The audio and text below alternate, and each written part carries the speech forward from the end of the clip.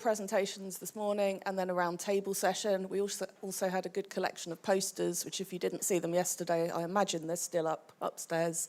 So definitely take a look around those too in the coffee break if you're able.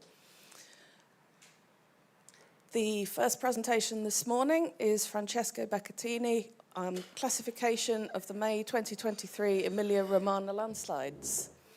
So welcome. Back, and if you need a pointer, it's here. Yeah, thank you. Thank you. Hi everyone, good morning. I'm Francesco Beccattini. I'm a PhD student at the University of Florence, and today I will present you my research based on the classification of the May 2023 Emilia-Romagna crisis, based on integration of hourly rainfall, surface soil moisture, and landslide typology. First, I will briefly introduce you the event, and then I will continue with the workflow and the results. So, first of all, the May 2023 Emilia-Romagna crisis was made by two extreme rainfall events in a short period, in just 2 weeks. The first event was in 1st of May and 2-3 of May, with a rainfall totals locally reaching around 200 millimeters in 48 hours. Then we had an intermediate wet period on May 10 that maintained high untouched wetness condition.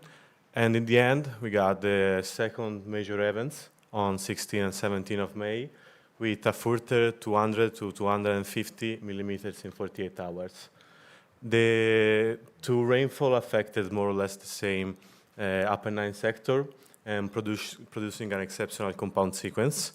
And the key point here is that the second storm affected slopes that are already preconditioned by the first storm. The scale of this disaster was exceptional. We got, from hydrological point of view, 23 rivers overflowed. And talking about landslide, the rare 2023 inventory recorded around 80,000 landslides. And we got an estimated damage in 9 billion euros. Talking about the landslide inventory, it was made by the University of Bologna and other research center. They collected around 80,000 landslide polygons mapped across the Emilia-Romagna region. And this inventory is derived from 0.2 RGB and near-infrared aerial imagery acquired after the second event on May 23rd. And it was made by manual interpretation, supported by pre- and post-event comparison. And the landslides were classified by type and harmonized through quality control. And this inventory is very spatially detailed, but is a cumulative post-event inventory. So the scientific problem is that post-event inventory are very detailed. They typically provide information on location, extension, typology of landslide. However, after prolonged rainfall sequence like this one, the timing of individuation landslide remains uncertain. That's why it comes our research question. So we want to pass from a cumulative inventory to an event level attribution. So we asked, can each map landslide be assigned to the most probably triggering phase? And that's why our objective was to develop a workflow to classify every landslide as event 1, event 2, or uncertain, and do this integrating hourly rainfall, daily soil moisture, and landslide typology. So the dataset was made by three different input data.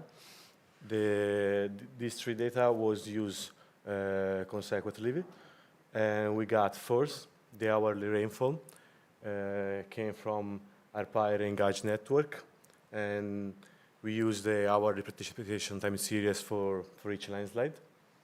Then we got the surface daily soil moisture obtained from Sentinel-1 satellite from Copernicus, and we got the daily aggregation for over April and May 2023, and we use it as a proxy for untouched wet condition. And in the end, from the rare 2023 inventory, we got the landslide typology divided into 5 macro classes. We got debris flow, debris slide, earth flow, earth slide, and rock slide. So now we can move to the workflow. And the workflow is a 3-phase temporal attribution pipeline. The first phase is the rainfall orderly classification. Then we got the surface soil moisture refinement. And at the end, the last refinement is with the landslide type weighting. Our objective was to create a conservative and hierarchical workflow that progressively moved from a triggered signal to hydrological memory and geomorphological response. So the first phase, as we say, is the rainfall orderly attribution. So for each landslide, we link it to the nearest archive rain gauge. We obtain the rainfall, the hourly rainfall, and we convert it into a 48-hour rolling cumulative rainfall, and we search the 2 peaks over the 2 events, or event 1 or event 2. And we got 10% of tolerance. So for example, if for a landslide, you have an higher peak for the event 2, higher than the 10% of the event 1, that landslide was assigned to event 2. Else, if the 2 peaks are too similar, they were assigned to uncertain. At this point, we move to the second phase, the surface soil moisture refinement. So we use the surface soil moisture to describe the antecedent condition. And for each event, the surface soil moisture is compared between the pre-event window and the event window, as it's shown in the equation in the slide. And the surface soil moisture can assign the uncertain case from the phase 1 with a 10% of tolerance, but it also can flip the result from the phase 1 if the surface soil moisture had a strong condition over the rainfall. And if the surface soil moisture is missing or ambiguous, we keep the previous classification. The last phase is a process-based weighting using landslide typology. So we assume that fast and shallow landslide, like debris flow, debris slide, and rock slide, are assumed to be more sensitive to the rainfall trigger. In contrast, the slow and deeper landslide, like earth slide and earth flow, are assumed to be more sensitive to hydrological precondition. So the rainfall and the surface soil moisture were combined through type-dependent weights with this equation in this slide. And at the end of this phase, we got the final level attribution with event 1, event 2, and uncertain case. Let's now look at the result. This is the area of interest. More or less, it covers all the Emilia-Romagna Apennines. And we can firstly notice that the western and central sections show more affected by event 1 attribution, while the eastern sector are dominated by event 2, and the uncertain areas occur mainly in transition zone. This is important because the final result represent and is in accordance with the rainfall movement from the western sector to the eastern sector. If we look at the percentage, we notice that the event 2 accounts the majority of mapped landslide, with 52% of landslide assigned to the second event. But the first event still remains significant. That it means that the first event acted like a hydrological precondition, but also as a early trigger. And last one, the uncertain case are capture the ambiguous or couple response. So also the uncertain case are important because they doesn't mean error by the workflow. They mean also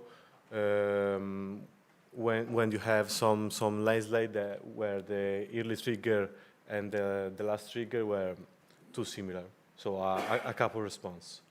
If we look at the variation across the landslide process type, is in accordance of the workflow with the earth slide and earth flow more assessed it by the first event.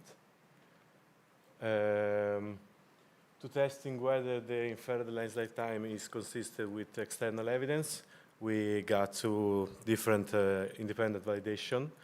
The first with the ARPA post-event reports, and the second one with Cosmos Climate SAR amplitude change imagery.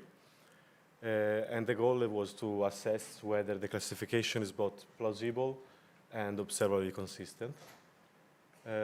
Looking at the first classification, validation, the ARPA reports document landslide already active during the first event.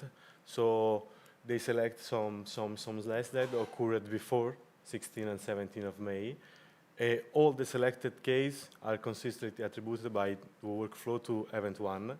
So this validation supports the ability of the method to identify early failures within the cumulative rare 2023 inventory. And moving to the second validation, as I said, we got the Cosmos Climate amplitude change that provide an independent remote sensing check of the temporal attribution. In the figure, we can see in red the largest landslide, because the inventory was made around of 80,000 landslide, but most of them are very small landslide. So we selected just the largest one. And in the upper part, we got an imagery before the first event and an imagery, Cosmos Climate, on the intermediate period. So we saw the change detection for the event 1. In the lower part, we got an imagery from the intermediate period and an imagery from after the second event, and we got the change detection of the second event. So at the end, we can we extract that the event 1 acted as a hydrological loading phase, increase the soil saturation across the study area, and reduce the residual stability. Then we got an intermediate wet period that maintained the untensioned wetness condition, and the slope did not return to pre-event condition. And at the end, we got the second major event that acted like a final trigger impulse, and because it occurred on already wet and fragile slope and produced the majority of map and landslide, as we say, 52% of landslide. And the key point here is that the 2023 May crisis in Emilia-Romagna is a progressive stability sequence, with event 1 prepared the slope and event 2 triggered widespread failure. From the workflow, we can understand that the rainfall alone is not sufficient during these particular cases with space with rainfall very close, to different rainfall very close. And also the surface soil moisture added hydrological memory, while the landslide topology controlled the response time. And as I say, the uncertain class has a physical meaning, that marking the cases where precondition and trigger overlap. So the temporal attribution at the end require the joint interpretation of rainfall forcing, antecedent wet condition, and landslide process type. Of course, we got limitations. For example, the surface soil moisture represents just the near surface wetness, not deeper pore pressure. The rainfall and the surface soil moisture were assigned to the landslide centroids. Simplify the workflow, but for a regional scale and for that amount of landslide, we thought that it was fine to simplify this thing. Of course, the regional scale dataset cannot fully resolve the local hydrological and geomorphological variability, but for the future, we will try to improve the rainfall forcing using a spatial interpolation, not the nearest station assignment. We can test the surface soil moisture with different lags and temporal resolution. And also we can try to aggregate the result at slope unit scale for accessibility and other application. So we can conclude that we attain a three-phase workflow And with this, we can pass from a temporary disaggregated inventory, there are 2023 inventory, to a level event attribution. We got that the event 2 was the dominant trigger. The rainfall only approach is not enough. And this classified inventory can support future applications such as sustainability analysis, threshold calibration, and regional hazard assessment. Thank you for your attention.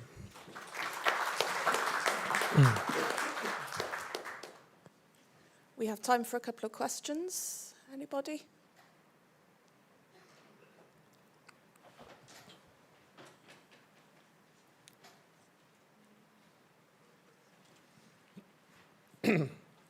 Thanks. Yeah, it's interesting to see you trying to separate out the different forcing factors. You mentioned that depending on the type of landslide, you apply a different weighting. Yeah. How do you decide what the weights will be? I didn't quite catch that.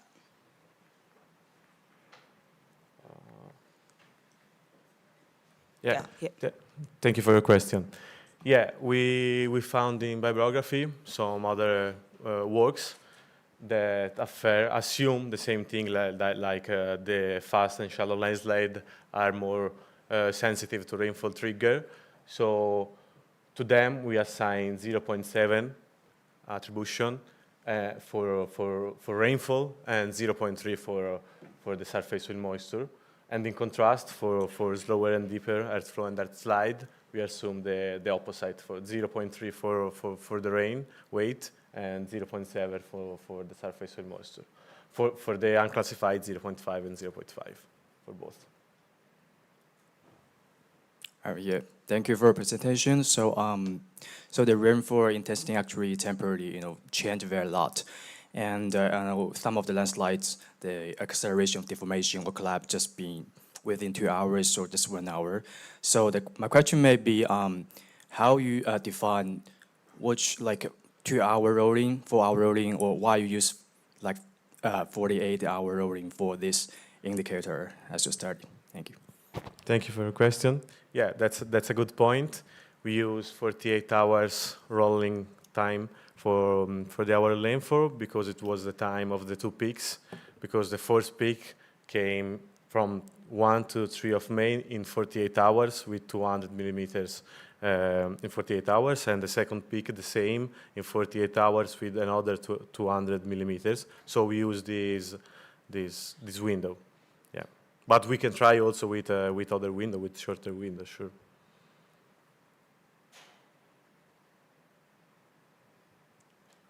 Okay, thank you very much. Thank you.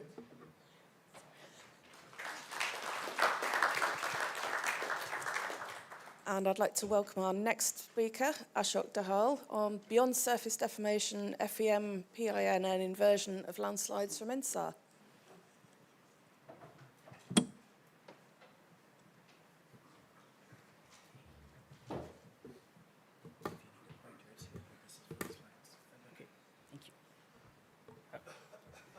Yes, so hello everyone. I'm Ashok Dahal. I'm an assistant professor of GeoAI and a bit of hazards, so I do some landslides.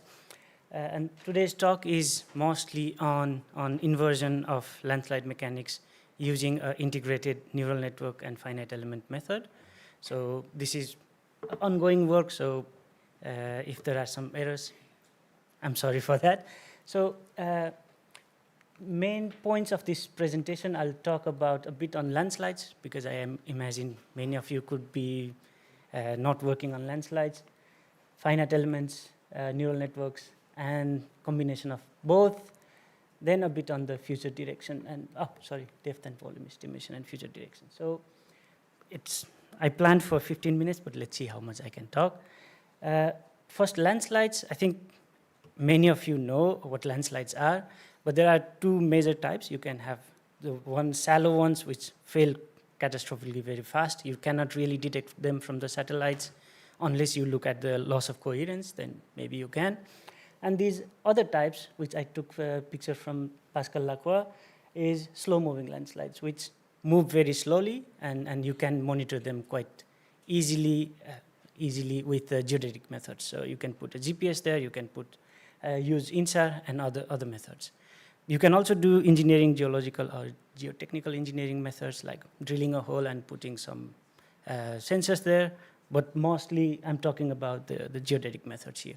So these landslides have a certain mechanism, right? Because it's basic physics. So there is a massive body that can move because the strength to hold them back doesn't really isn't enough so that it starts moving or sliding because of the gravity, and that's what it is. So I took this picture also from LACWA. So for slow-moving landslides, there are many things that can cause it. So there are many forces that drives the motion of the landslide because it reduces the strength, and then there are also few things that you can use to increase the strength. But I'm not really focused more on increasing or decreasing the strength, but more on understanding where this shear surface is, like where this failure is occurring, these lines, and also how these different forces, like the seismic force or the hydrostatic force, is changing the behavior of the landslide. So to estimate the volume, the mechanics of the landslides itself through geodetic methods, not really through drilling the hole on it, right? Because if you want to do it in a regional scale for a whole country, it's not really feasible to go to all the landslides that are there. So this is the basic goal, and if you remember the presentations yesterday in earthquake community, the using INSAR and geodetic methods for inversion is quite common, but not so much common in the landslide community. So the overall goal is this. So maybe you have a better idea on what I'm trying to do now. And if you look at the landslides, you can always see them in the surface, unlike earthquake. Also, you can see the rupture, but mostly you can see the tension cracks in the surface for the slow-moving landslides, and you can also see it from the satellite. I'll talk about this landslide a bit later, but we are also constrained by the line of sight velocity, so that's obvious for all INSAR observations. Now, based on these deformations, so this is one example, like you can see, it was stable for a long time, then it starts failing, and then you have, it's going like very fast. This is one point within this. So this point was quite stable, and 2023 Khormammaras earthquake happened, and then it started moving rapidly. So based on this observation, I tried to identify like how is it and why is it moving. So people have been doing, let's say, this mapping by hand. You can go to the field, you can drill, and then you can make these lines and identify the failure surface if you are very good at doing that. But in regional scale, that's more difficult. So now, so the main research question here is to how to invert the failure depth, volume, and mechanics of slow-moving landslides accurately using geodetic methods. So a bit of background is, if you don't know finite elements, they are very good numerical solvers, so you can give a constitutive equation, in this case viscoelastoplastic, but you can change these as you want, and it can give you let's say, physically consistent mechanics. So you can give different parameters, surround a finite element, and then it will give you where it will fail. And this has been in the literature for a long time. So if you read Griffith's work and on previous works on finite elements, there have been many research on using finite element. But we have been using this for forward simulation. So you go to the field, estimate the parameters. So you like look at the cohesion and friction and other stuff, and then run a forward simulation so that you can understand when it will fail, like to get the factor of safety.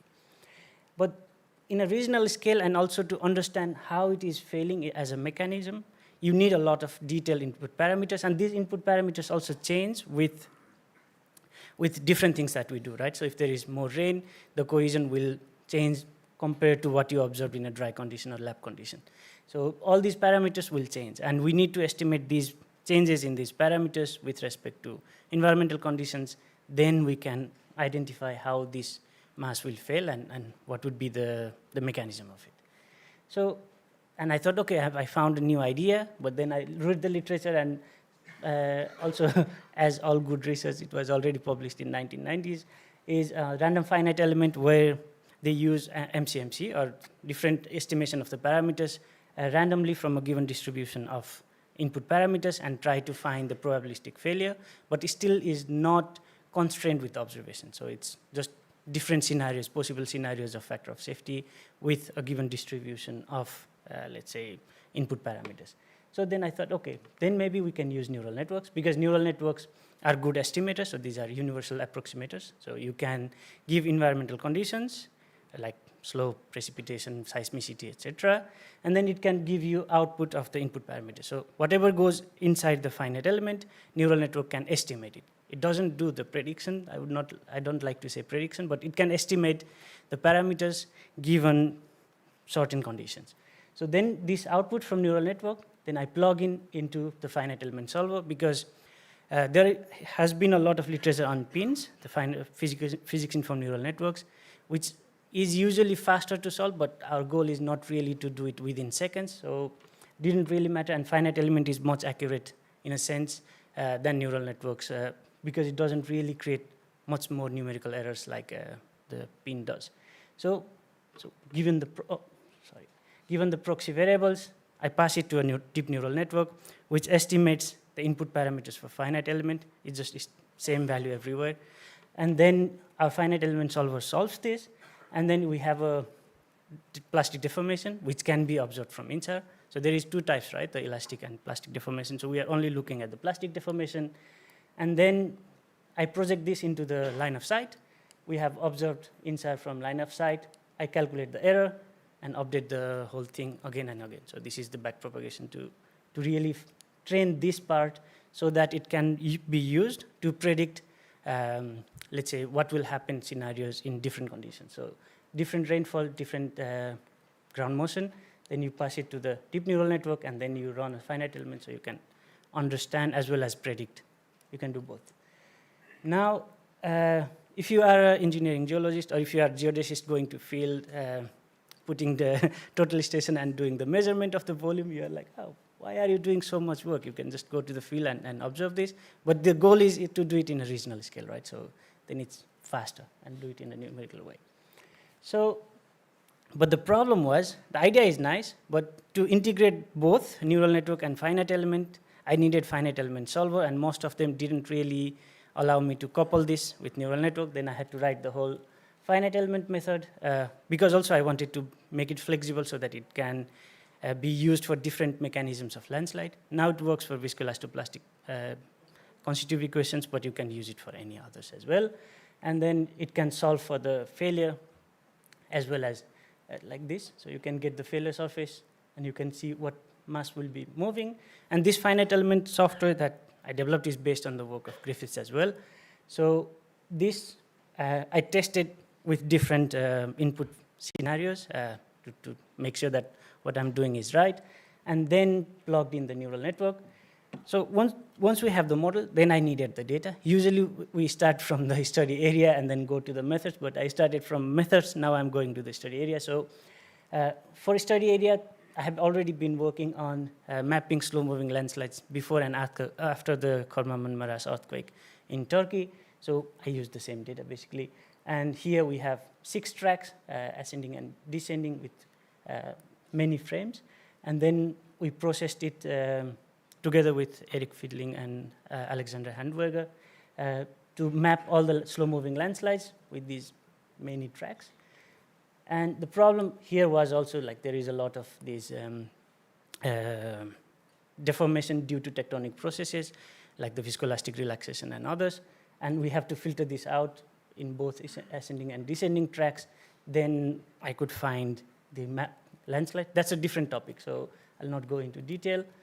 And also with INSAR, when you map, you really need to look at it in a detail, because sometimes we have a lot of false positives as well. So then we did fieldwork, did a geomorphological check, so that we make sure that these are good ones. And here you can see, like with INSAR, we detected this one as landslide, but it was not really landslide, so we have to remove it. But then we have this detailed geometry of landslides for all locations. Once we have that, and also you can see how it changes, right? So after the earthquake, this is just a bonus content, is after the earthquake, the amount of area that was moving has increased dramatically. So with that, and also the geological and other parameters. We ran the simulation for all landslides. I classified them into 3 gross classifications, let's say 3 crude classes, and then we can see this quite a good failure surface. Still, it's a work in progress, so you might say, oh, this looks very smooth. It is, because I'm still using the slope of the average slope of the landslide and making these very small, let's say, synthetic looking slopes. So it's like a block, but the real topography is not there yet. And we can see the deformation and the displacement, so we can estimate the depth as well as volume based on the depth and area of the landslides. So the classifications that I told before are complex slump and outflow.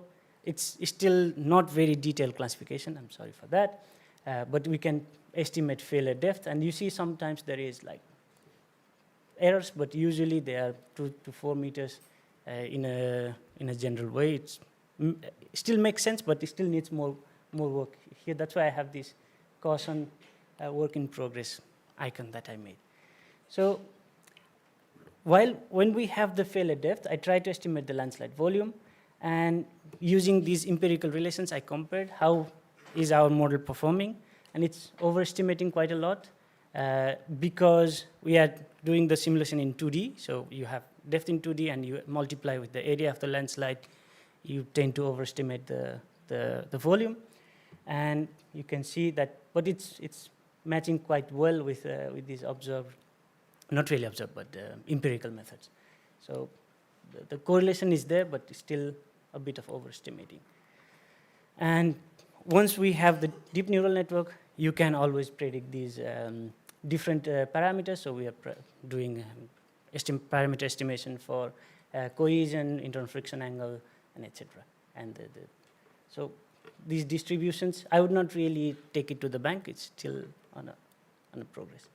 So the problem is still, there are many things. The 3D is not there yet, so we are still doing it in 2D. The real topography is not there. We are using a slope and constructing the mesh.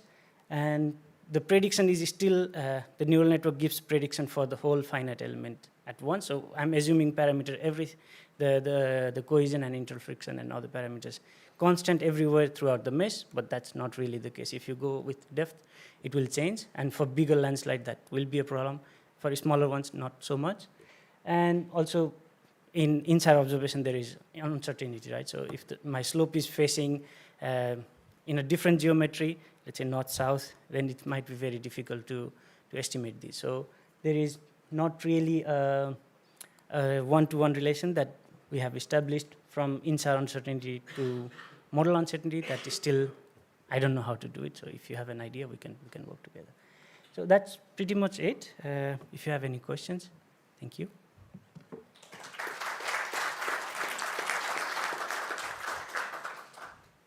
Thank you, Vashak. We have lots of time for questions.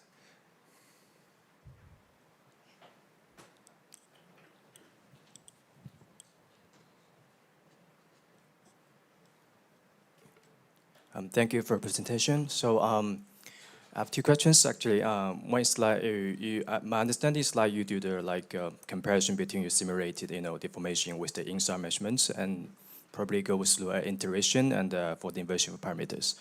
So do you have like any on-site measurements like the borehole data you have to validate your results?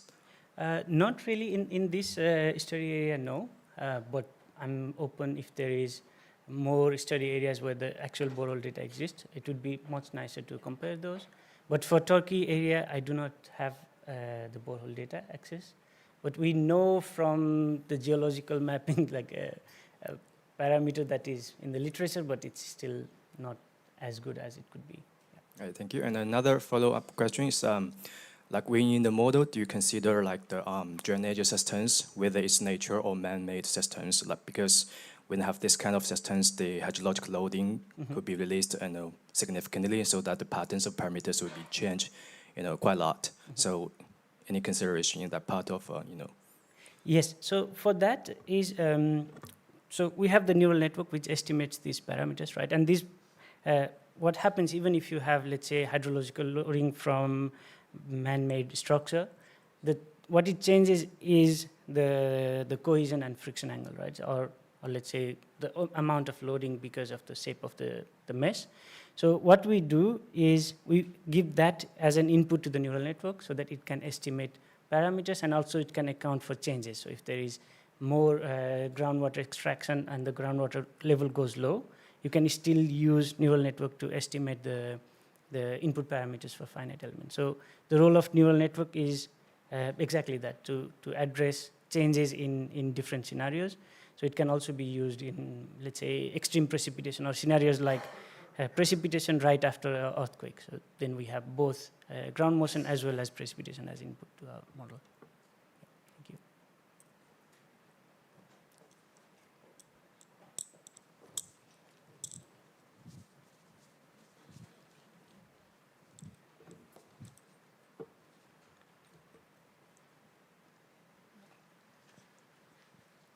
Thank you. Hi, I'm just curious if, I'm not sure if you're at this stage already, if your inversion eventually will be able to differentiate or can determine rotational versus translational landslides, and then in terms of the resolution of the INSAR with respect to the size of the landslides, do you think there will be a limit of what size of landslides you'll be able to find? Yes, thank you. Two questions. First, on the rotational or other types of landslide, yes, it does it already, because finite element naturally, like if you have enough stress and you have a good mesh, you can when you solve for the physics of it, the failure surface comes out naturally. So any type of landslide, as long as you have a good mesh, so it always depends on the mesh and the input parameter, you can find the types of landslides, or different types of landslide you can. And also one caveat there is you need to make sure the constitutive equation that you use makes sense and can represent these type of landslides. But theoretically it should be. First question. And the second one was, I forgot. The resolution. The resolution, yes. What size of landslides?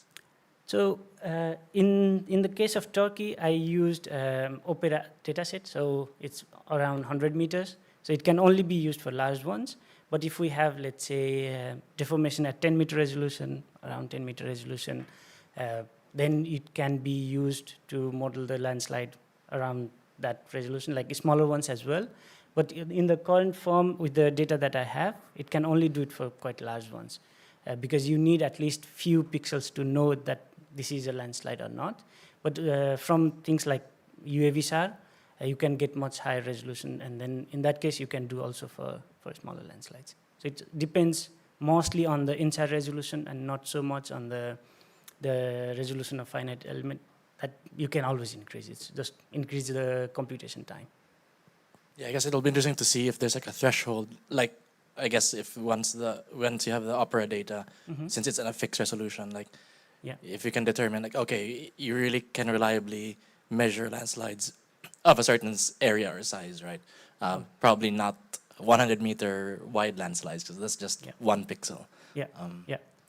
I think maybe there could be, I think I could do some sort of sensitivity test to understand at which resolution we can still do it, but I have not done that yet. So I think thanks for the suggestion. All right, thank you. Okay, I think we need to move to the next talk. Any other questions you can take during the discussion? Yeah, thank you. The next talk will be by Manuela Bonanno, talking about L-band SAOCOM data using PS results in Italy.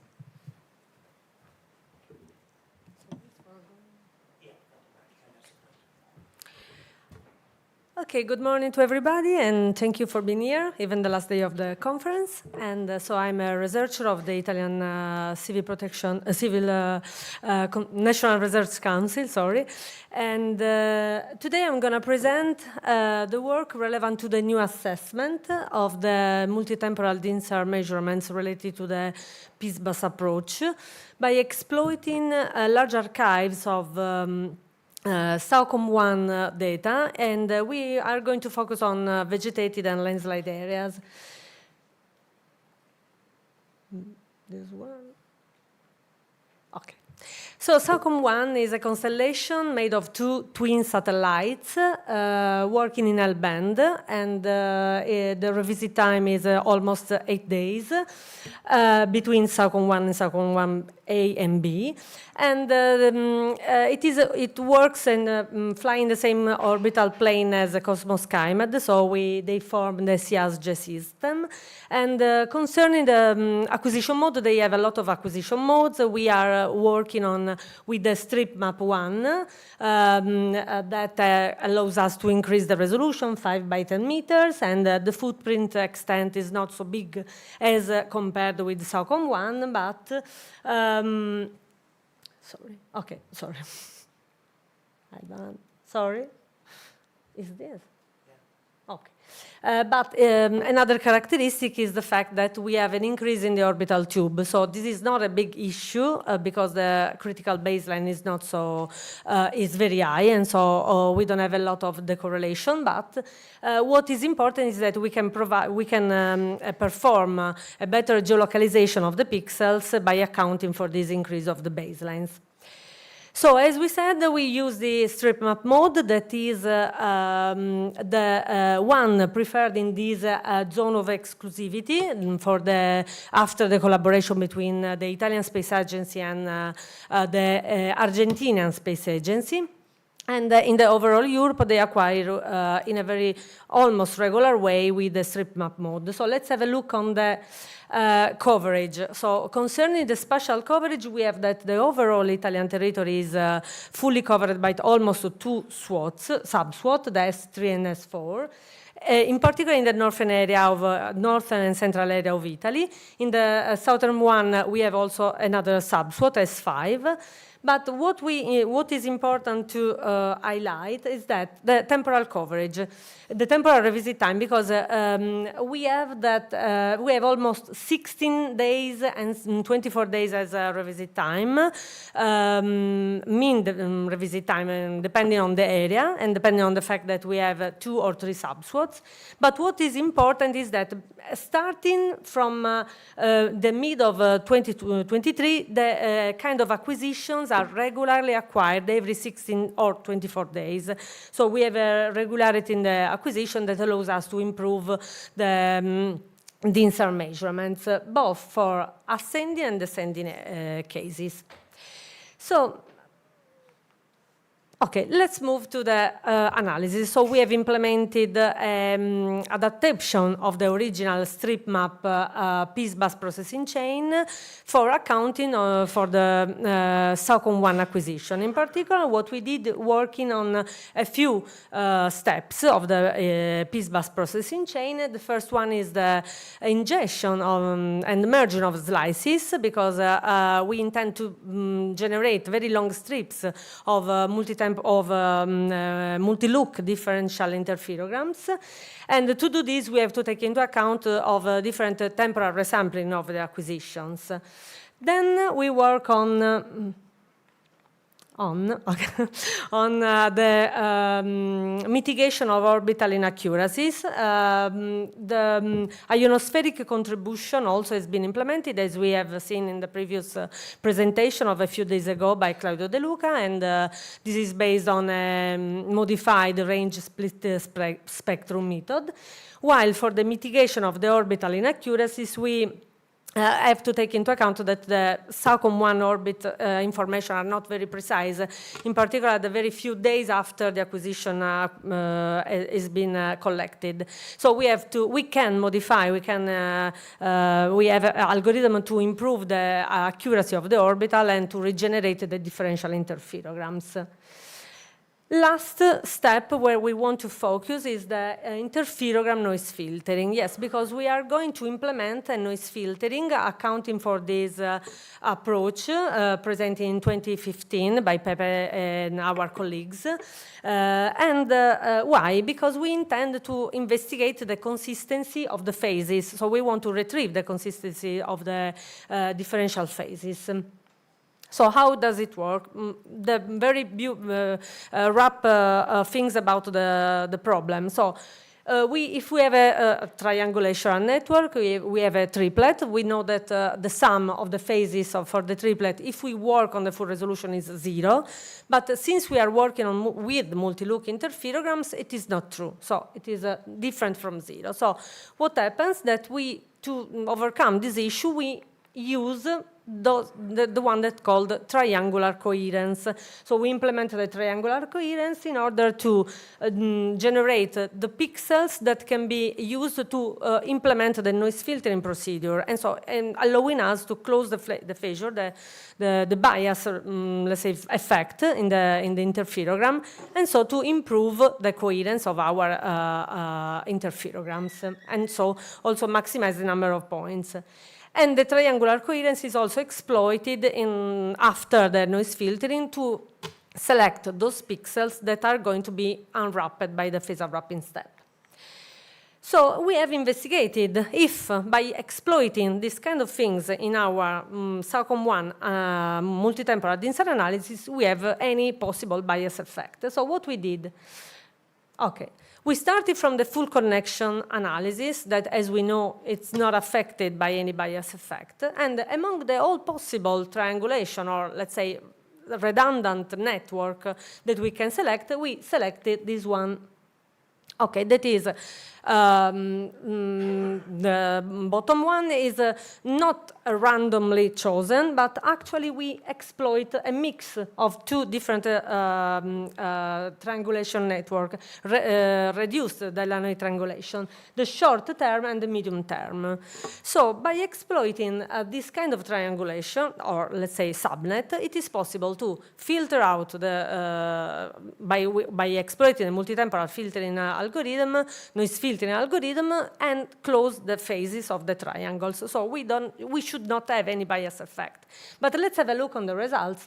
So by exploiting as a base map our full connection, and by after this, for the short and the medium term, by exploiting the noise filtering procedure, so we started generating our P-bus velocity maps and results, and we have generated 3 different velocity maps. So as we can see by a visual inspection, or let's say from a qualitative point of view, we don't have any bias effect, clear bias effect, and any significant difference among them.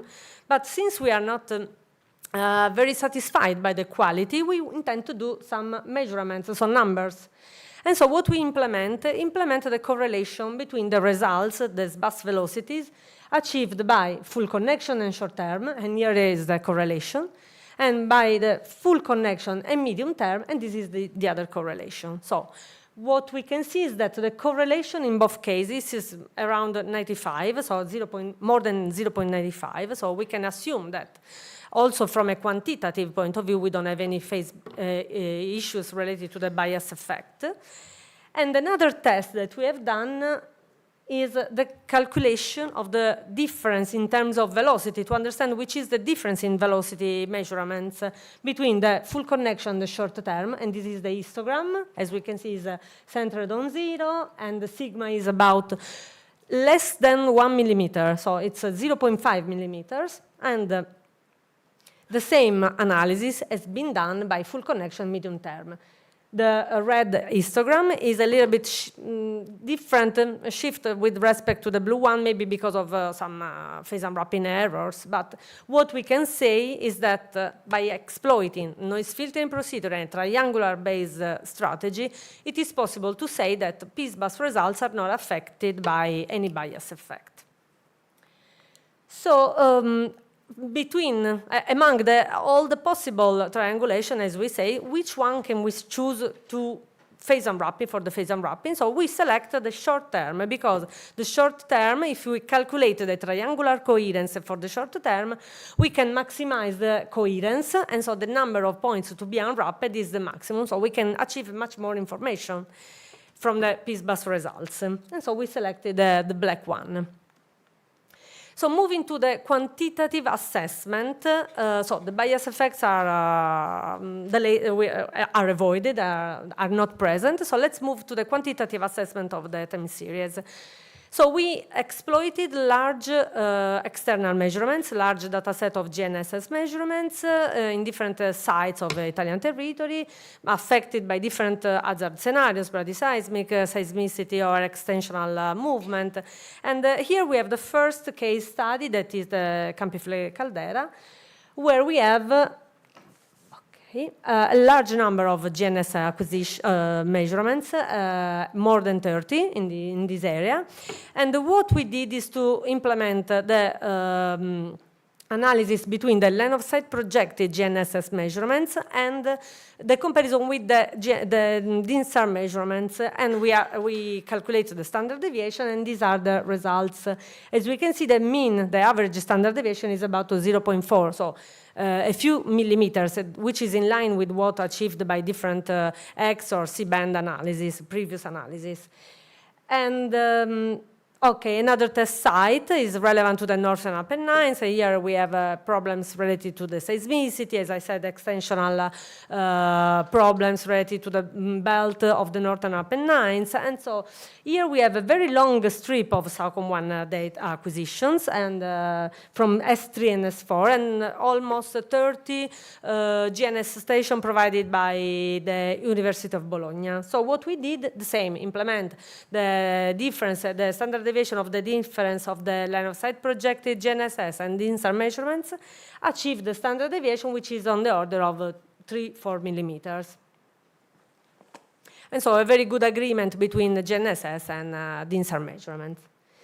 The very last analysis is then related to the spatial coverage, so which is the improvement in the ground coverage by exploiting SAOCOM-1 data. So what we did is to make a comparison, systematic comparison between Sentinel-1 and SAOCOM-1 results in specific areas that we know are characterized by vegetation and landslide. In this case, we focus on the Berceto Northern Italy landslide. And so we overlap the mean deformation velocity map of SAOCOM in those of the Sentinel-1. As we can see, the increase in the number of coherent pixels identified by SAOCOM is very impressive with respect to the Sentinel-1. Here we zoom in, and we zoom in this area, the Berceto landslide. And as you can see from this slide, the increase in terms of number of coherent pixels identified by SAOCOM is very impressive, more than twice, but even more than 3 times. And in this case, in the Sentinel-1, it is possible to identify just a few pixels of the body of the landslide. Here, it is possible to map the overall body. So not only for the mean velocity map, but also from the time series. In common pixel, we put together the results, the deformation time series of SAOCOM and Sentinel-1. The agreement between the deformation time series is good. We can have some oscillation here in the SAOCOM-1, maybe due to the fact that the changing characteristic of the scattering of the pixels, but we can assume that the trend is quite preserved. Another test site in the southern Italy, we called Ferrandina landslide, close to in Basilicata region. So also in this case, by comparing the Sentinel-1 and the SAOCOM-1 results, we can see that for Sentinel, we have only points in correspondence to the small town of Ferrandina. In the case of SAOCOM-1, we have the whole body of the landslide and also the close vegetated area. Also, in this case, comparison the formation time series and the good agreement between them is assured. Okay, so, just concluding, I'm time almost. So I want to emphasize that the characteristic, the L-band characteristic of SAOCOM-1 data allows us to increase the temporal coherence. The temporal decoration is quite reduced. And one other characteristic of SAOCOM-1 L-band, working L-band, is the mitigation of the phasor wrapping errors. So these characteristic may be suitably to be implemented for operational DINSAR monitoring with L-band data. So thank you. Oh, sorry. Well, sorry. Thank you so much, and I'm here for some question if you want.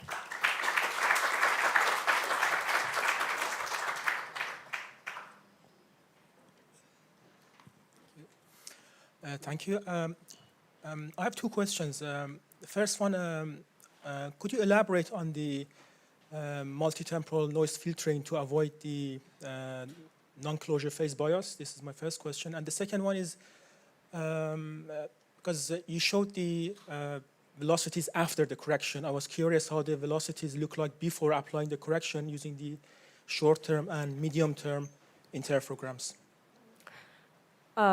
As far as I understood well, you are asking me the noise filtering without applying the noise filtering approach? Yes. Okay, without applying how the velocities look like before applying the before applying the noise filtering. Yes. Okay.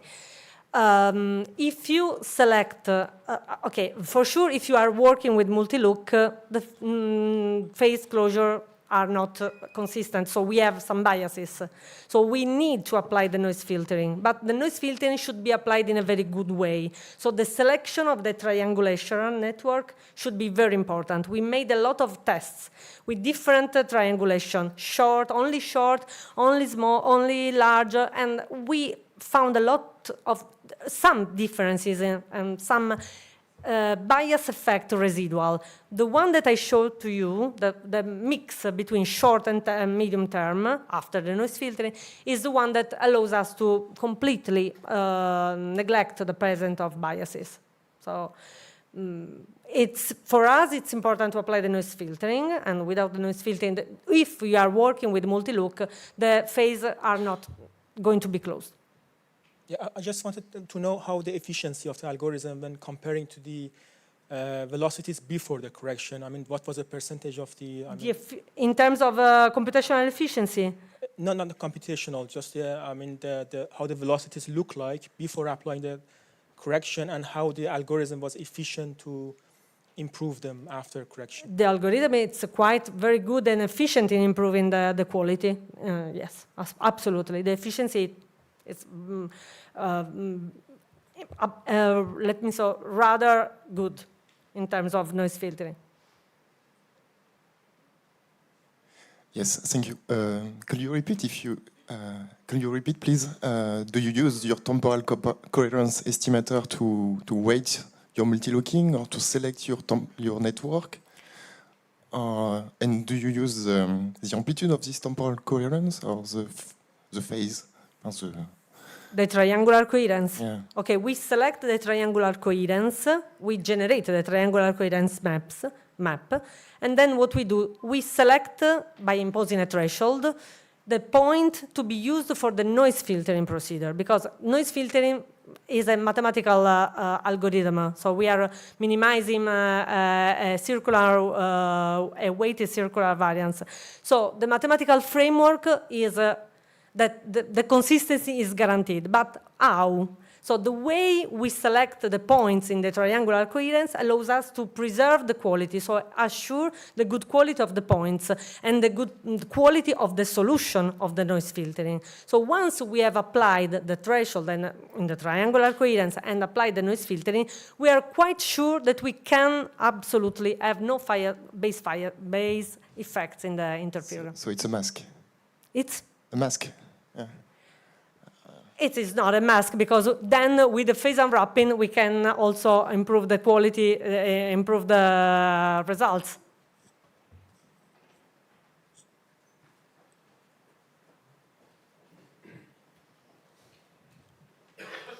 And one more question about this network optimization.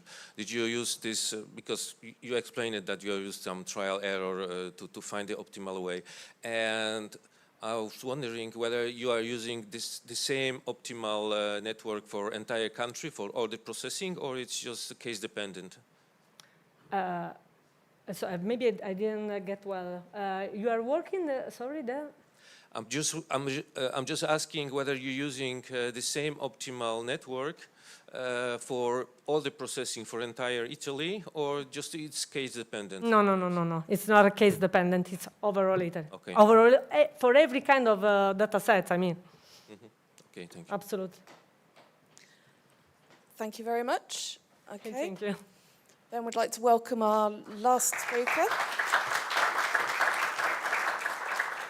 So last speaker in the session, Federico Agliardi, on automated detection of mass movements.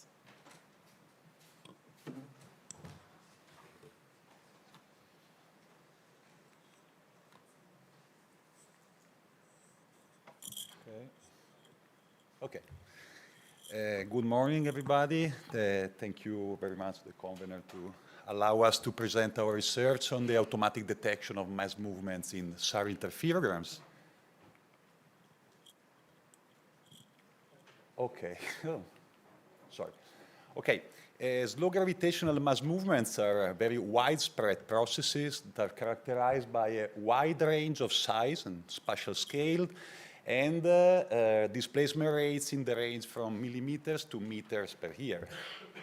They affect slopes in different materials, with different topographies, with different land covers, and so they are very different and impact strongly the landscape development and the geohazards. So if we want to mitigate hazard and risk, we need to rapidly detect and classify them, also keeping track on their activity over time in order to be efficient over large areas.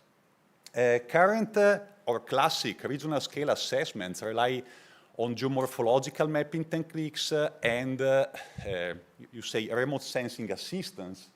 But this methodology is accurate, but being expert-based is time-consuming and difficult to update over time. Artificial intelligence techniques have been developed over the years, and they are strongly developing. But so far, they mostly relied on optical data that are basically unable to keep the track of slow displacements. And insert techniques emerged as a very powerful tool to map, characterize landslides and mass movements, and especially thanks to the current and also future SAR mission that provide systematic global coverage with unprecedented high resolution. But these massive data sets are still underexploited.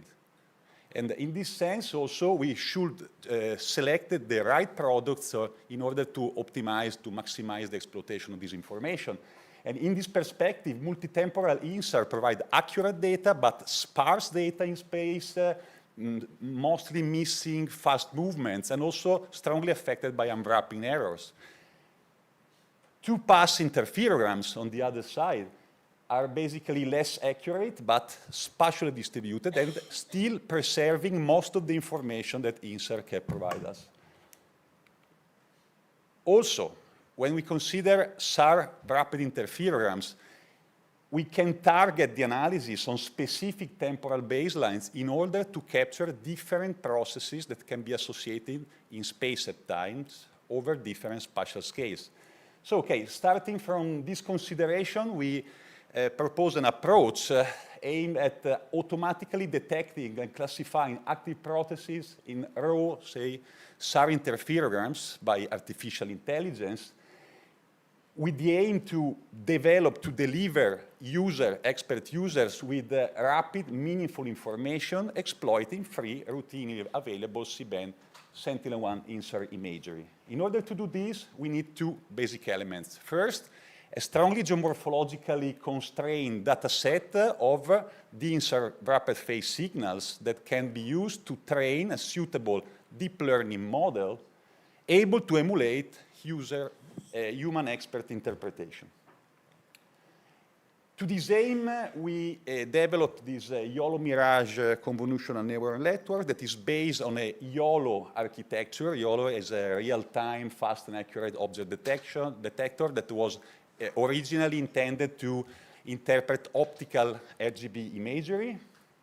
It is been based on a three-scale, fully connected convolutional architecture that is able to detect objects of variable size, so the different scales in a single pass, and this not provide the outlines, the segmentation of signals we are interested in, but simply bounding boxes that identify, detect, and classify mass movements.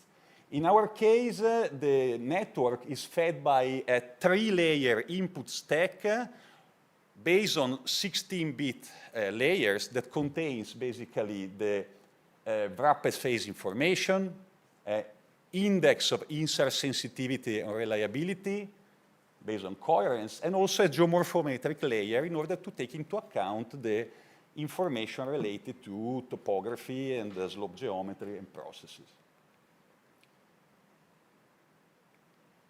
Okay. In order to develop a method that can be applied to different contexts, basically we consider 2 testing wide areas in Italy. One in the central Italian Alps, you can see a very wide area, about 10,000 square kilometers, in an environment that is basically affected by para and periglacial environments, mostly in crystalline rocks, and so affected mainly by rock slope instability, like large deep-seated gravitational slow deformation, rock slide, but also debris slides, and also periglacial mass movement, like rock glacier, for example. While in the northern Apennines, in the Emilia-Romagna area, an area that has been already shown this morning, we have basically a fluvial-dominated environment in sedimentary rocks characterized by quite weak rock types like clay shale, flysch, sandstones, that in this case affect the type, rate, and size and variety of the mass movement that can be found. So, for example, air flows, air slides, etc. So, basically, first we performed wide area insert processing with standard processing techniques based on Sentinel-1 imagery in ascending, descending orbits with very different temporal baseline from 6 days to 1 year in order to capture different time scales of occurrence of mass movements. We produced just filter and interferograms with no unwrapping, no atmospheric correction, so we tried to keep all the information inside, apart of course the very basic filtering. We geocoded the interferograms and met them in a 15 meters DM that is consistent spatially in the temporals, in the spatial sampling of Sentinel-1. So in this case, you obtain this kind of consistency of the data sets. Okay, the second layer in our network is an insert sensitivity mask produced by Bovenga and Piccolino last year. That is basically a combination. Is a data set that carries an information about the quality, the reliability of the phase information that is input to the data by combining basically an evaluation of the geometric insert sensitivity to the slope movement and a weighted evaluation of coherence. So the two information are put together in one sensitivity mask that is the second layer to the net. And the third one is basically a way to take into account the physical component of the topography by exploring the morphometric signature of the topography in then derived products. We explore very different morphometric parameters, classical slope, convexity, terrain, roughness, etc., in order to select those that maximize the difference between areas inside mass movements and outside mass movements, something that resembles a little bit susceptibility, say. And basically, we synthesize the most significant parameters by a principal component analysis. So we get the PC1 map as an input, the third layer to the net. Okay, we need data to train the network, and this data must be accounting for the variety of the characteristics of mass movement. They are not cats, they are not dogs, they are not motorcycles, they are very different complex processes to capture. So basically, we used some 56 interferograms from the Alps, 36 from the Apennines, and basically we mapped the phase signals of rapid phase signals corresponding to different active processes by marking them with bounding boxes. And then, based on this, with the support of ancillary dataset like topography, orthophotos, published geomorphological inventories, we were able to produce a very novel data sets of rapid phase signal. There is just another one published in the literature by Bralé and others, but for different kind of application. And basically, our labels are made by the bounding box, the patch of the input stack to the network, and the attributes that we assign to the label. Okay, so this is a strongly geomorphologically constrained labeling processes. Just to have an idea, we obtain almost 5,000 labels, representative of more than 800 processes that are also looked at different times in different interference. And the distribution and occurrence of the signals is, strongly temporal baseline dependent and also imbalanced, and this is an important point, depending on the characteristic of real occurrence in different geomorphological environments. Okay, so basically the network has been set up by using different input types for the different environments in order to capture different spatial scale of occurrence of mass movements. Anchor boxes are set up by the k-means clustering of the mapped bounding box. So in order to constrain also the setup of the network, in order to account for the real processes we have, and after a sort of 30-time augmentation of the data, the network was trained and validated by data splitting of 80 and 10%, and then at the end of the training was tested using the remaining 10% of the sample according to common practices in machine learning. At the end of the testing, there are 3 predictions from the networks. First, their objectness. There is an object, yes, no. The bounding box correct location, size, and shape, and the class, the type of mass movement is possible. We use standard matrix by considering that true positives, that is the correct prediction, are accepted or rejected based on a very conservative threshold of an intersection over union metric. And also we excluded the true negative from the confusion matrix because it is, of course, imbalancing too much the performance of the... So also we measure in a conservative way the performance of our model.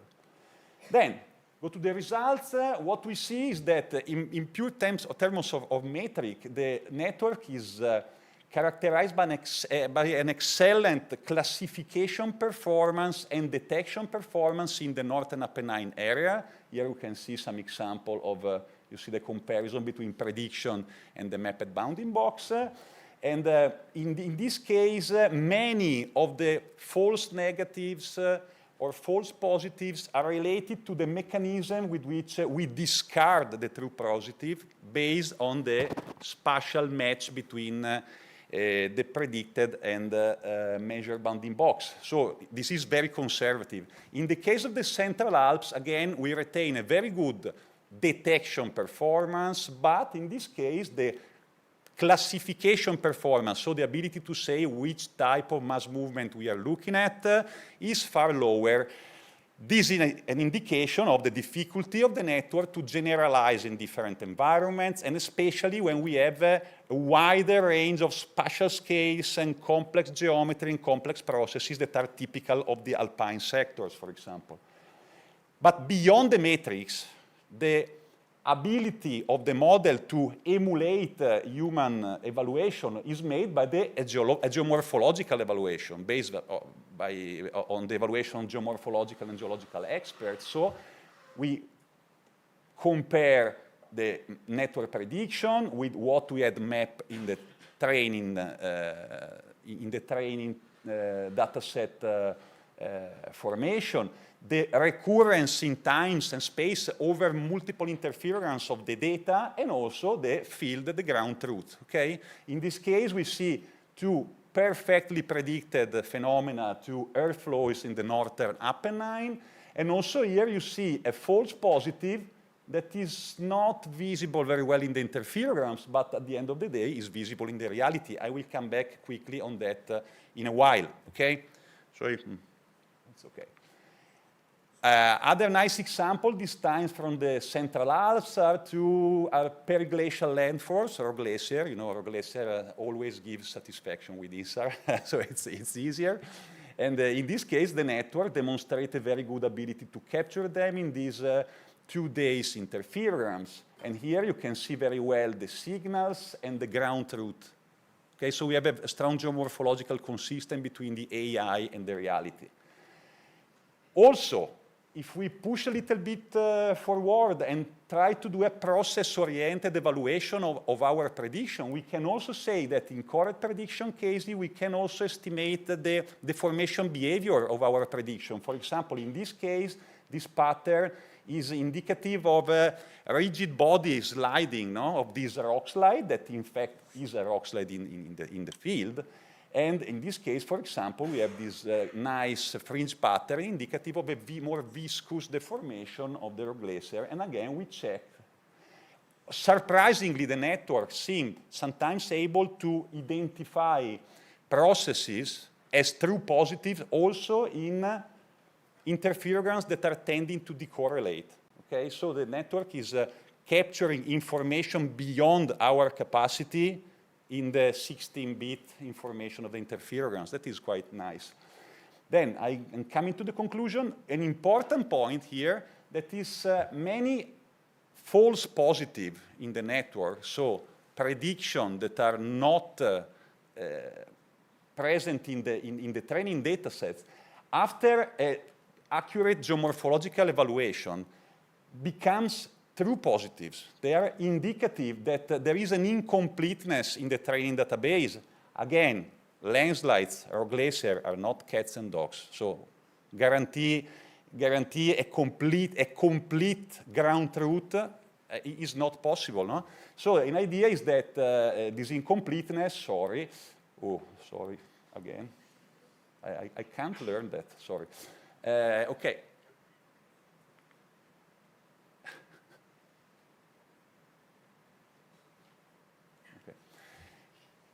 One of the reasons is that, for example, the interferogram is 16-bit deep, but a PC screen is 8-bit, and our site is 4 or 5 bits. So we lack, as humans, the dynamic range to capture the information.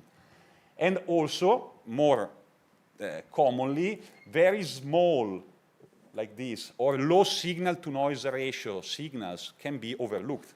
But if we use the geomorphological evaluation, you can capture, like in this case, this false positive, but this is a very clear processes. These allow us to update the data set, update the performance metrics, and also retrain in a iterative fashion the network, also increasing its capacity to okay, I just coming to the conclusion, sorry for being long.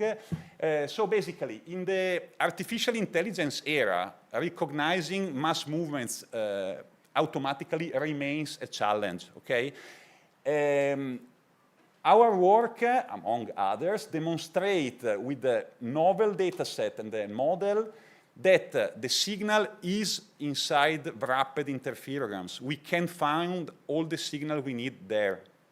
We demonstrated that over multiple spatial and temporal scales, we can be able to detect and, up to a certain extent, to classify the phenomena automatically, rapidly, and consistently with the geomorphological information that is key both to set up and train the network and to provide an evaluation of the network and then recursively improve that. So, at the end of the day, this is not perfect. This is just a first step because we still have problems with classifying the processes. Classification then exceeds expectation in some cases, but sometimes is very poor. And so there is more research to understand which are the controls on this kind of failure, you know?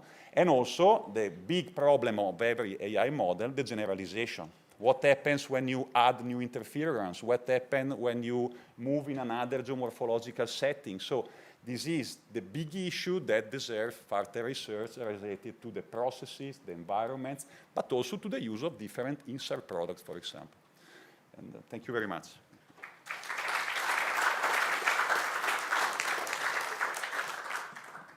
I think we have time for one very short question over here. Federico, thank you very much for the nice presentation. Nice to see old-fashioned ways made it new with AI.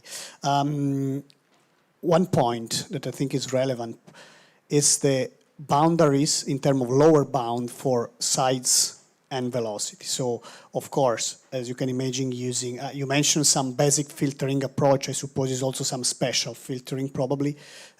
What do you think is the minimum size of a lenses that can be detected with this way, and the minimum velocity to be detected, based on your experience? You know, basically, the size of the process you can detect is always a function of the context, you know, because basically the artificial neural networks is not able to recognize something, but something that is different from the context, okay, that is not matching that. So basically, for example, in the alpine and Apenninic part of the job, say, we use different tile size, for example, that include this a little bit too much, you know. But basically, the size that you can capture is depending on the context, on the variety, on the variability of your distribution, and again and again and again on your training data set. And the training data set is always too small in this kind of job. If you have 5,000 labels and you multiply by 30, still you have deep learning models that have a lot of parameters. So one of the struggle in the future is that of reducing the number of parameters and trying to find ways to increase exponentially the number of your data. So it's difficult to say, okay, you can get a process of 10 by 10 pixel. I don't know. It depends on the training data sets and the context. And of course, the spatial resolution. In this case, it is 15 meters, so that will be also enough for most lenslets. Okay, thank you.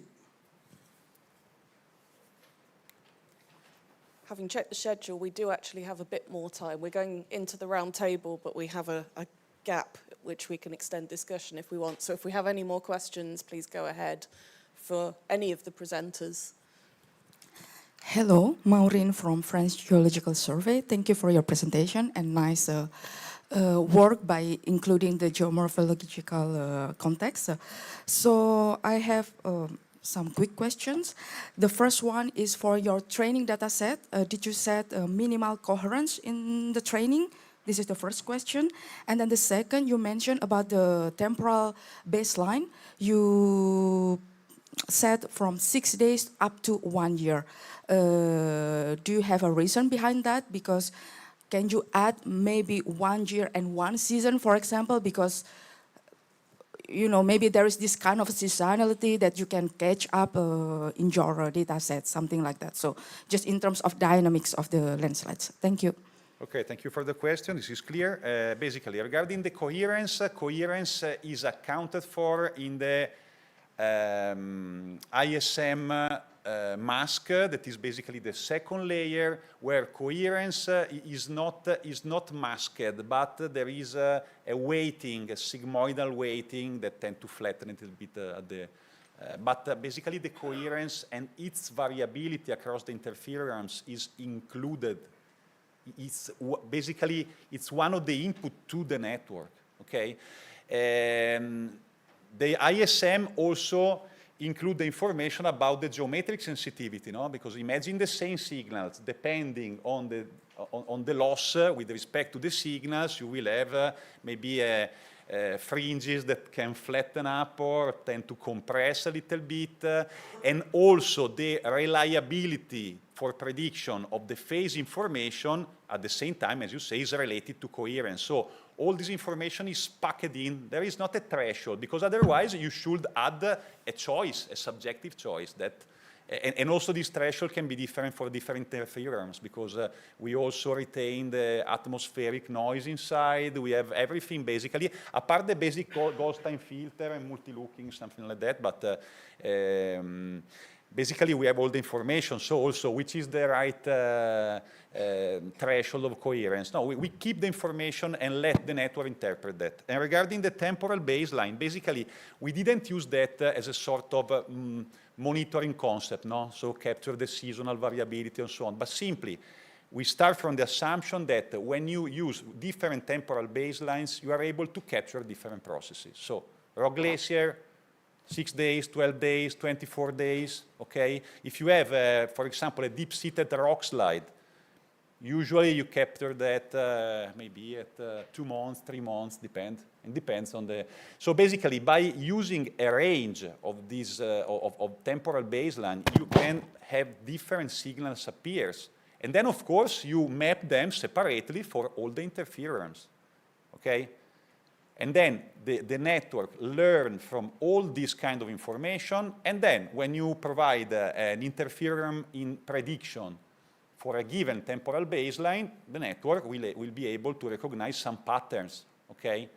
And basically, you know that is a certain temporal baseline at that point. I don't know if it is clear. It is just a way to capture different spatial and temporal scales. Yes, but maybe if you like including the interprograms, I mean, season the last year and then with the season right now, the signal is more coherent compared with the one that you compare this last autumn until something like that. So, I mean, the signal, it will come back, it will be more coherent. So in the start, maybe you can get more sure with the detection of your slopes, something like that. So that's why you need to map many signals. That's the reason, yeah. And in some interference, in some processes are, for example, active all along the year. Some other one have a sudden reactivation during strong rainfalls, etc. So the cases are many, so you have to sample them as much as you can. Yeah, thank you for the presentation. You have 5,000 labels, right, over 56 interferograms. And it's the same area for the interferograms, but with different temporal baselines, right? Yeah. So you would see sometimes the same landslide over time. Yeah. So in your training, are you sure that you're not looking at the same area at different temporal baseline? For example, if you're looking at in the training in the 80% of the data, you might have some areas that can be seen also in the validation and test. And so that you're also learning with the geographical context. Are you sure you're not over-learning the context more than the phase pattern? Yeah, of course. From one point of view, there is a strategy to sample the cases for validation and apart splitting. No, there is a random sampling strategy that should a little bit mitigate this effect, but you should ask Alessandro Mondini on this, that is the real AI expert. But of course, there is this risk because it is not just the proportion of the cases that you split, but also how you select them. No? That is for sure important. There is the risk of overfitting, of course, and again, as I was telling, generalization is a difficult task. But for example, just the fact that the network is able to capture true negatives that are actually true positives is an indication that some extent of generalization is inside. Okay, of course, this is not the final point. Okay. Thank you very much. Thank you, Federico. I guess we can move on straight into the round table. If you could bring up the seat questions.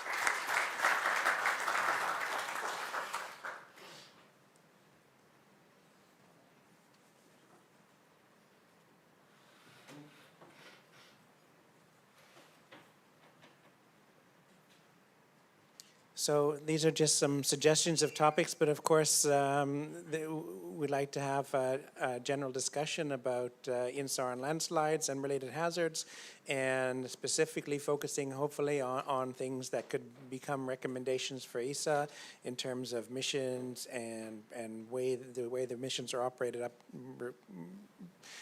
acquisition patterns and so on.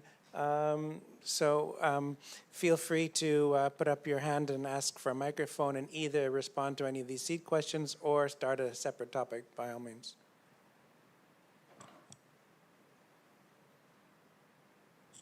Don't be shy.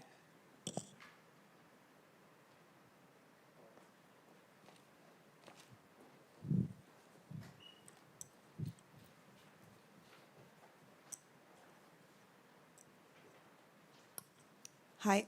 Well, I think our main limitation right now is the north-south landslide noise. It's basic, but we've been hearing today a lot of new satellites that are going to be mid-orbit. So yes, that would be great.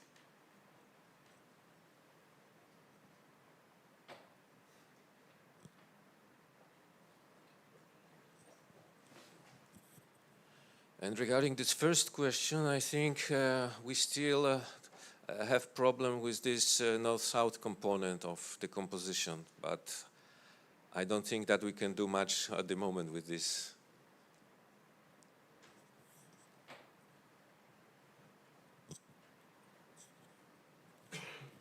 Concerning this last point, the north-south, yes, so far we cannot do anything, but we know that they are going to launch the new Nimbus constellation, at least for the Italian territory, I mean, that is working in mid-inclination orbits, so we can expect very good results in the 3D deformation retrieval. And so we have just to wait for 6 months. It is true that it is X-band, so we can expect some decorrelation in these kind of vegetated areas, but every 6 days, so we can profitably exploit of these constellations for retrieving the north-south component.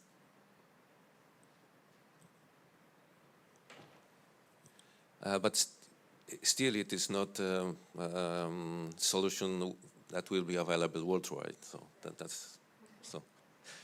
But what I saw during this Fringe, there was some nice solution with this burst overlap from Sentinel-1, but still it's spatial resolution. In some cases, of course, it's a good way to do, but it's not for every case. Would you recommend that the burst overlap, which Ingvar presented on the first day, was related on custom focusing, which is using focusing software developed by that research group? Would you recommend, for example, that such products be made available by ESA? Yeah, exactly.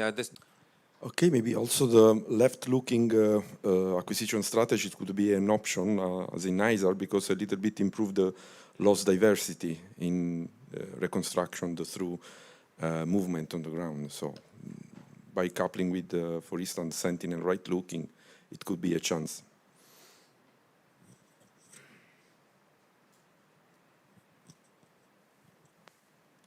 I want to connect to the point about the use of all the products, because we have seen, especially after the Sentinel-1 era, what we use a lot for the classification and also some hazard identification is PS data. But it's really clear that especially for landslide processes, interferograms are a major source of information that we sometimes disregard too much. So one of the recommendations would be not only to the community, but also to ESA to consider that interferometry, so the base products, are really an important asset. So having availability to this asset for the landslide community is a must.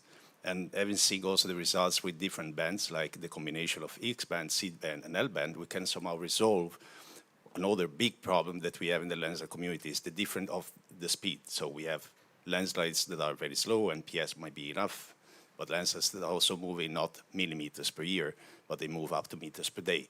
So we need to cover a range that is completely different from all the processes.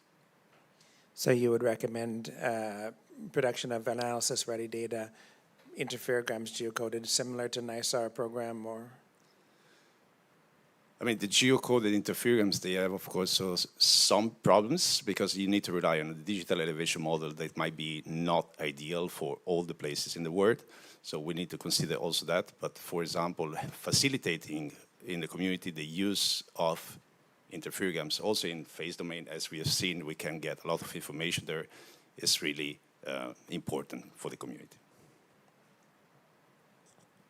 And I would add to that just what the microphone moves, that I think ESA in recent years have done a lot to try and give us a really good, consistent, regularly sampled, reliable data set that is very useful for consistent monitoring, particularly in the active monitoring rather than just the retrospective domains. And I hopefully you agree with me that we should encourage ESA to carry on giving us that rather than dotting around and trying to do too many different experimental projects.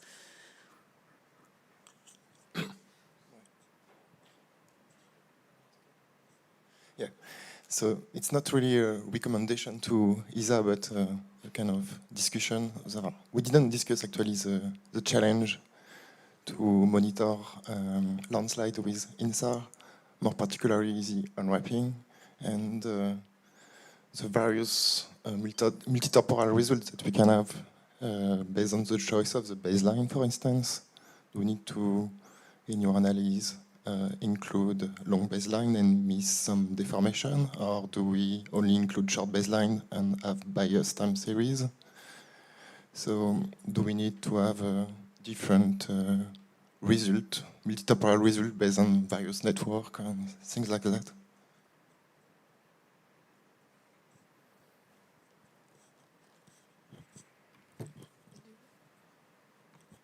I just forgot another point that is somehow related to the discussion about north-south components or retrieving the 3D deformation, which is of course really important to understand mechanism of landslides.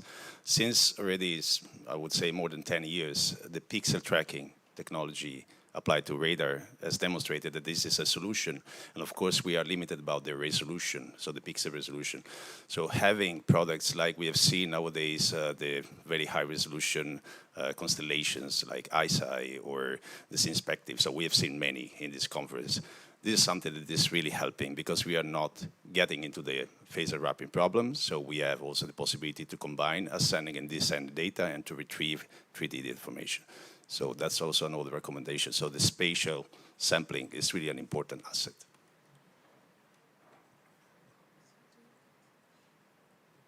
Thank you. So just a small point to add on an ambitious thing, which is the early warning system. So I wanted just to put the light on the revisit time, because if we could have 1 day revisit time, it will be very useful. I mean, I know it's still ambitious with 1 day revisit time, but it's one of the biggest hazards, so we can try.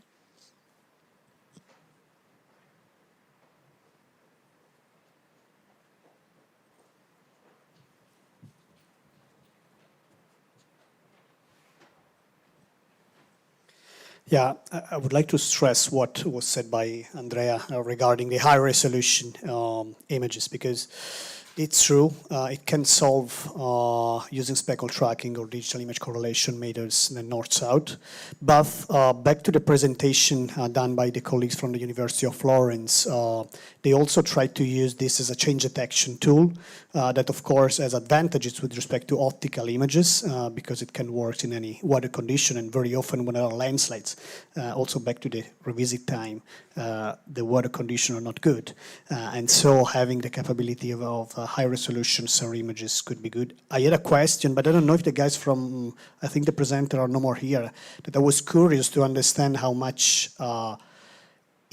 landslides were they able to capture from the analysis they did. I think with Cosmos SkyMed, that is anyway quite at present is high resolution, not as resolute as other satellites that are present today from private owners. So question for ESA is, what's his vision in high-resolution images? Because there are a lot of third-party missions that are available, not so easy accessible. So are there plans for, it's more a question than a suggestion, are there plans for allowing the community to have more frequent high-resolution, when high-resolution I mean 1 meter, half a meter that can be reached today, or not? Thank you.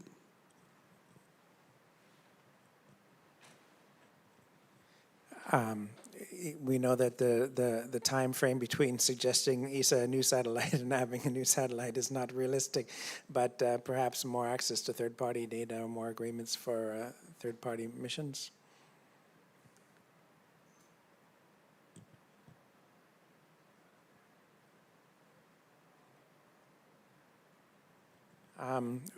As we sat here talking about landslides, there was a parallel session on Harmony mission. Anybody have any comments about Harmony and the use for that for also looking at 3D deformation landslides? Or any recommendations? Thank you.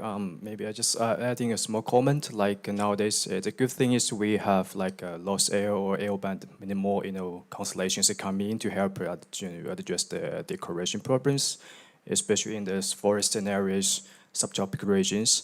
But another one, the bad thing is that in those areas, I think now we have the penetration, but somehow it is too much. Like it's not like in the surface. So sometimes the signal we get, we don't know where there's the deformation, the slow, especially for the slow moving, sloping areas, or something that actually the shallow surface properties change, moisture or other scattering, vegetation stuff.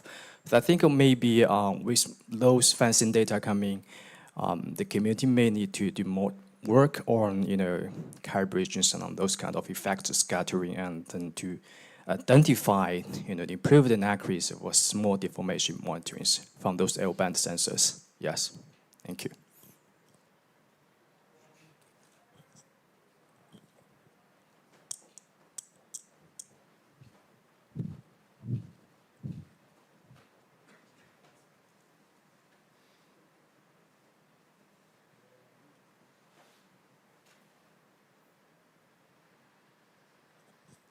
Thank you.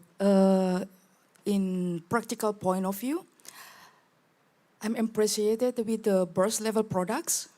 So in terms of RAP interferograms or already coherence, but in the burst level products that have been also proposed in the during the session in our products, this is really appreciated. So if we can download from the CSDE directly in only burst level products, this is very interesting. And also for analysis ready stacks is also interesting. So in terms of different, the user can define the volume of their stock, either seasonal or only season by season or yearly, because this one I discussed with the operational who monitor different landslides in France, and this is what they are really wants to know. Maybe, okay, it's okay, there is no winter velocity map, for example, it's okay. But at least they want to know their area during the acceleration. So maybe the analysis really stuck in the burst level. It's really interesting. It's really useful for the operational use. Thank you. I would add on the analysis ready stuff, there are definitely pros and cons to it depending on exactly what you're trying to achieve with it. So we've already had the point about the elevation models, but also just resampling data into a geocoded framework when you have topography can then mean you're losing resolution on some of the slopes that you care about. So there's advantages and disadvantages both ways, I would say.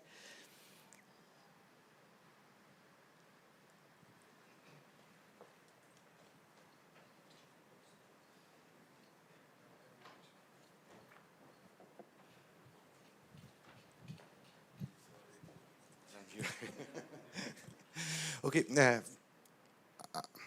is not a recommendation, is a question for ESA and for the Copernicus program. In Europe, we have a DEM of about 10 meters resolution, more or less, 10, 12. But this DEM is not freely available.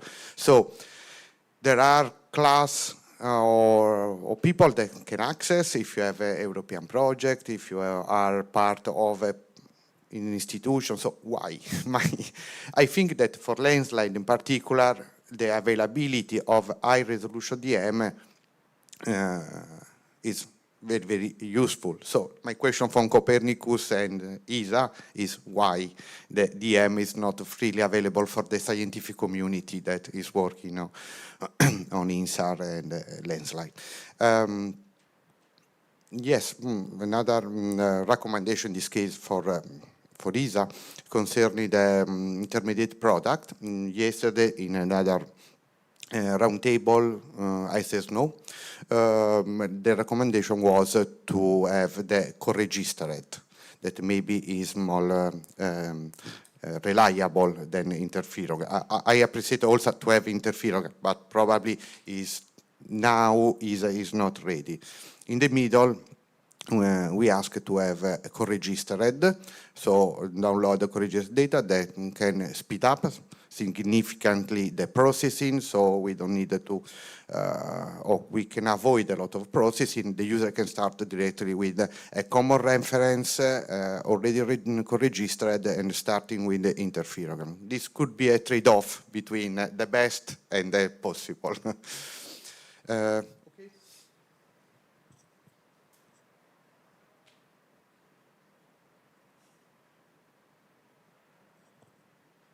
Anybody want to comment about the acquisition strategy for Roselle? It was mentioned earlier this week that it's still open as to how Roselle and Sentinel would be working together. One proposal, of course, is to put it halfway in between, so then we end up with 3 days between all the successive acquisitions, switching between CL. The other option pointed out by some people would be to have them, immediately after each other, so that you could use the fact that C and L band were acquired almost simultaneously within the processing chain itself for various reasons. Any opinions here, or hands up even on one side or the other? Yeah, I think going toward more long wavelengths, so L-band missions like Roselle that is coming, and NISAR has just started, and Saucom we have seen this morning is already producing good stacks. I think is the topic of soil moisture that is, of course, strictly related to landslides, of course, even if we are looking to the shallow one. And what I experienced over the last years with some application with it is that very often there is a matter of resolution, but this is something that is intrinsic in the type of satellites and sensors. But of course, high frequency, temporal frequency can help. And what can also help is combining C and L band to better achievement of soil moisture and discriminate soil moisture from deformation that in some way are correlated physically, but unfortunately also in terms of electromagnetic waves.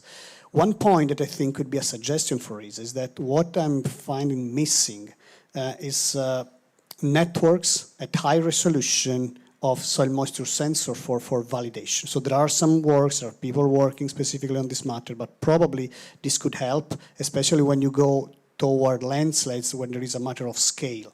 If it is used for agriculture or other stuff, it's probably not so relevant. But for landslides, I think that having much more validation at high resolution on site could be an interesting evolution. Thank you.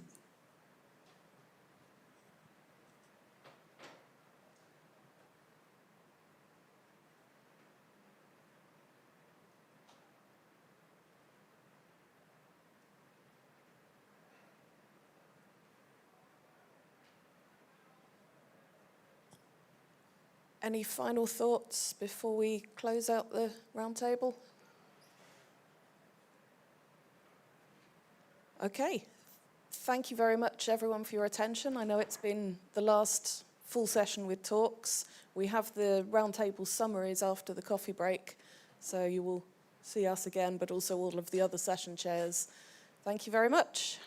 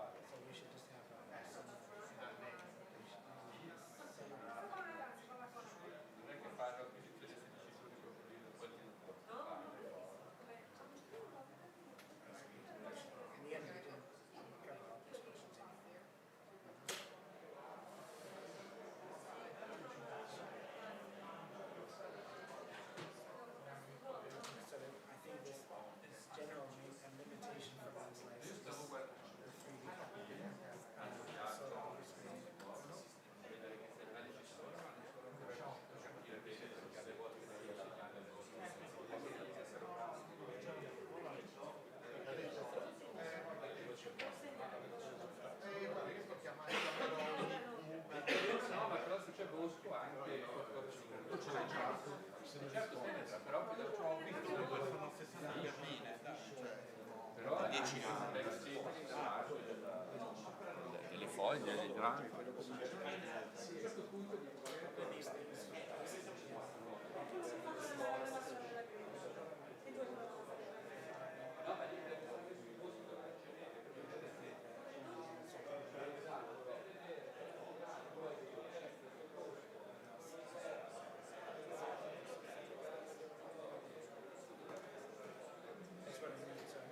Which other ones are related to that, and whether or not specific or not. But those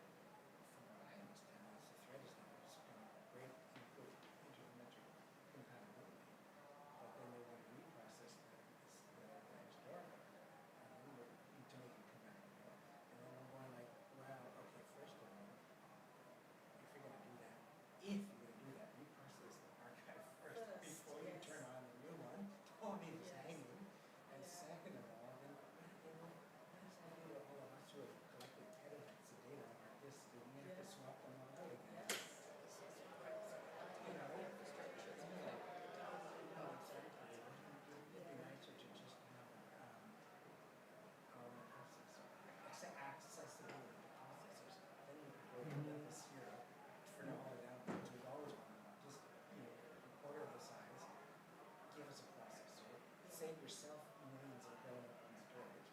But I can't really put that as I can't put open source processor here because it's not in our discussions in our principle.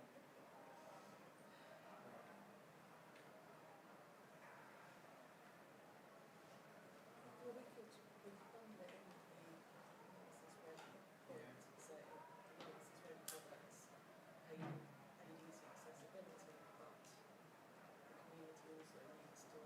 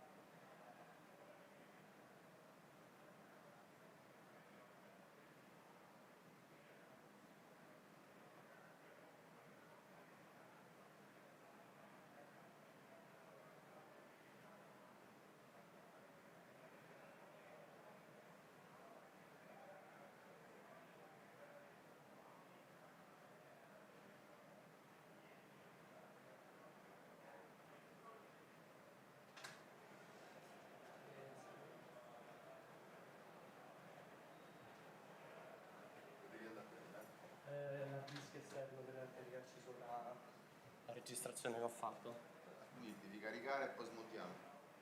No, in realtà posso anche portare il PC sopra e caricarla, quindi smontiamo. Fai quello che serve affinché possiamo Intanto staccare. devo capire.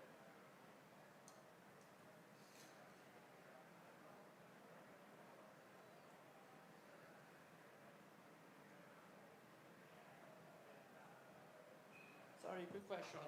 Yeah. Is the LMS already in this room? Yes, it's all finished. I start this symbol regia and all. Ok, così iniziamo a smontare. Quindi devi fare niente. No, lo faccio dopo, lo faccio. Tengo solo questo PC fuori.